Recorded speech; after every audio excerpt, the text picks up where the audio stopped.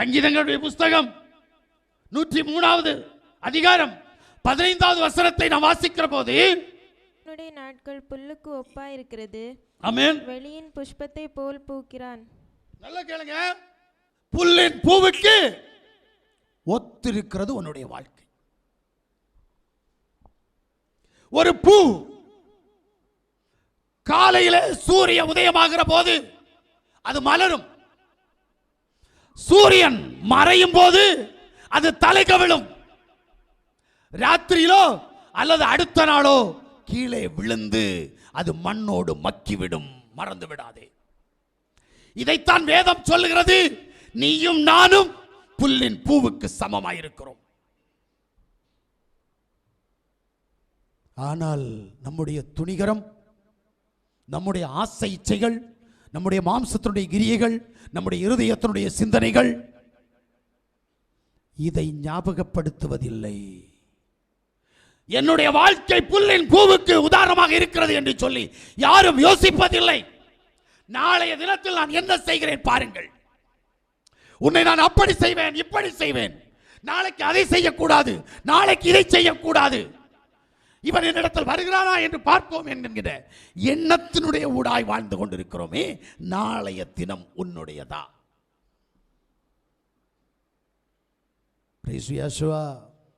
இல்லை, நாளைக்கு நீ எதையும் செய்ய முடியாது. ஏனென்றால் இன்று ராத்திரியிலே ஒருவேளை உன்னுடைய ஆத்துமா உன்னை விட்டு கடந்து போனால்,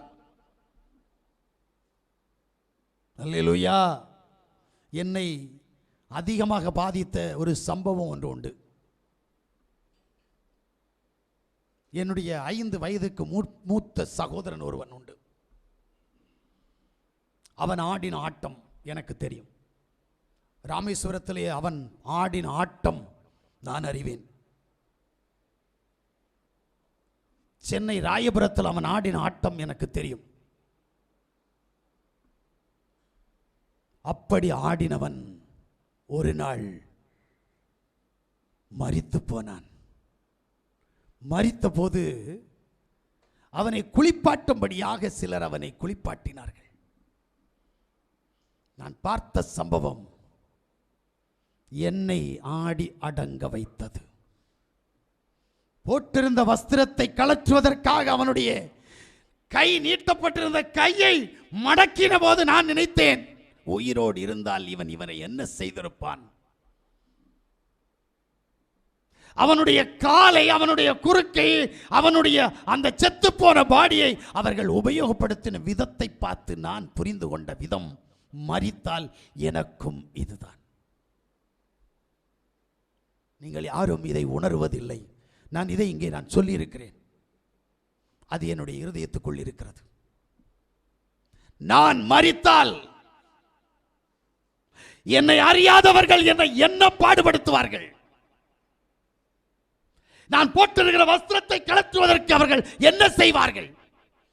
நான் இதுவரைக்கும் யாரும் வஸ்திரத்தை கிழித்து எடுக்கிறதை நான் பார்க்கவில்லை.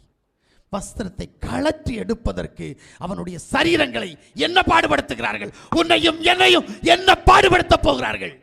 என்றைக்காவது உணர்ந்திருக்கிறாயா? என்ன ஆட்டம் போடுகிறோம் நாம்? என்ன திமிரு, என்ன கோபம், என்ன வைராக்கியம் தேவன் பார்க்கிறார் என்கின்ற உணர்வு நமக்கு இருக்கிறதா? தேவன் என்னை கண்டிருக்கிறார், என்னுடைய அக்கிரமங்களை காண்கிறார், என்னுடைய கோபத்தை காண்கிறார், என்னுடைய வைராக்கியத்தை காண்கிறார், நான் தேவ சமூகத்தை விட்டு தூரம் போவதை காண்கிறார். எத்தனை பேருக்கு தெரியுது? ஏன் நமக்கு அந்த எண்ணம் இல்லை? துணிகரம் நம்மை பற்றி கொண்டிருக்கிறது. நான் பெரியவன், தேவ சமூகத்திலே நான் உயர்ந்தவன், தேவனுக்குள்ளே நான் ஆசீர்வதிக்கப்பட்டவன், தேவன் என்னோடு கூட இருக்கிறார். துணிகரமான இந்த எண்ணங்கள், எந்த எண்ணம் இருந்தாலும் சரி, உன்னையும் ஒரு நாள் மரணம் சந்திக்கும்.